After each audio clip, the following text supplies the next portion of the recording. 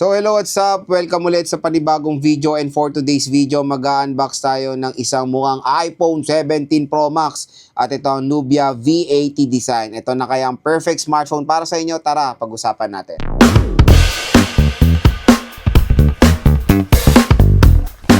Naghahanap ba kayo ng murang iPhone 17 Pro Max? Ito na, meron na tayo masusolusyonan dyan, ang Nubia V80 design. So ito kasing smartphone na to is very identical sa iPhone 17 Pro Max. As you can see naman sa camera module nito.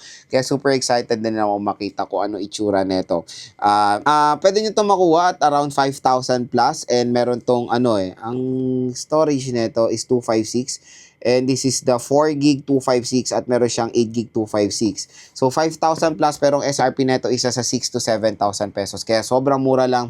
Dito lang tayo makakabili niya sa ating product link. Dito sa view products, i-click nyo na yan. Mura nyo lang makukuha itong Nubia V80 design. So very affordable lang siya dyan. So meron siyang 50 megapixel AI camera, 6.75 inches high resolution, 120Hz, 1,000 nits of brightness. So one tap memory or AI memory siya.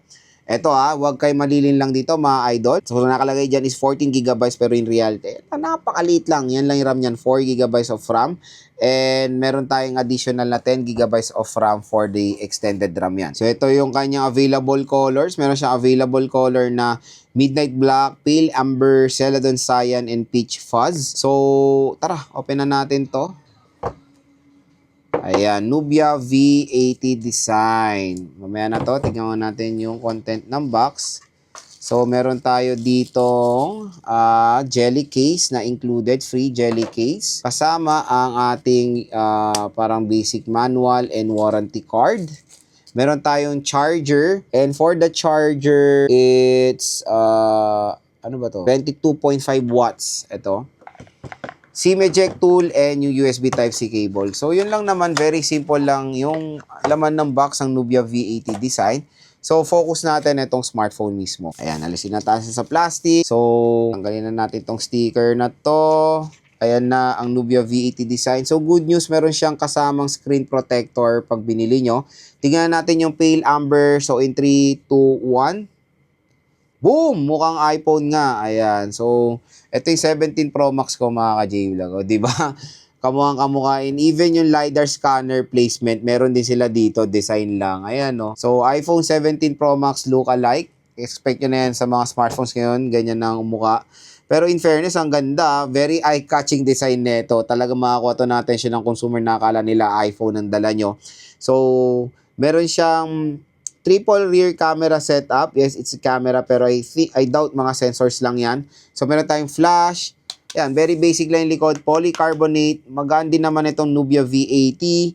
So, dito sa right side, nandito yung power button and yung kanyang volume rocker. As of course, ito yung kanyang fingerprint scanner din as well. Meron tayong microphone.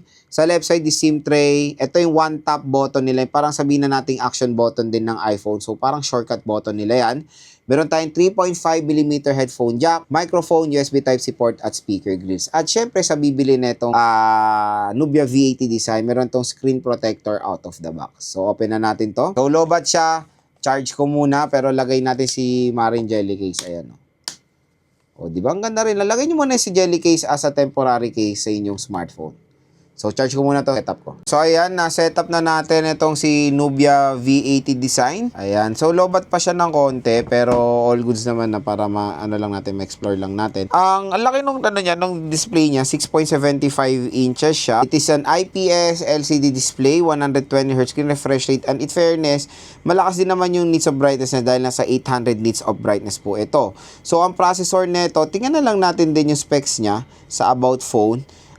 Processor niya is the Unisoc 7280 processor with 2.2 GHz. So, sa kanyang processor, it can handle din naman yung mga ML, COD, mga ganyan, kayang-kaya naman nito. Ang laki ng storage niya, available na lang niya is 220GB. Ang laki na agad nung nakain. Tignan mo naman yung system and other data, ang laki agad, nasa 35GB na agad ang nakain mga idol. So, yung other data niya, yung 10GB kasi is extended RAM agad, diba?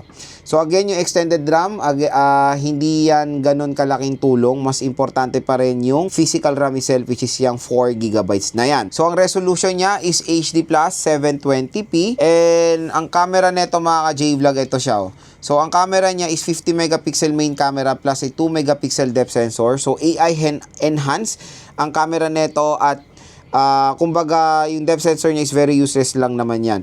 So meron siyang front facing camera na 16 megapixel, and when it comes sa battery nito is 5,000 mAh battery capacity with 22.5 watt fast charging. So again, kung interested kayo makuha itong Nubia V80 design ng sobrang mura, dito lang kayo bibili sa ating View Products.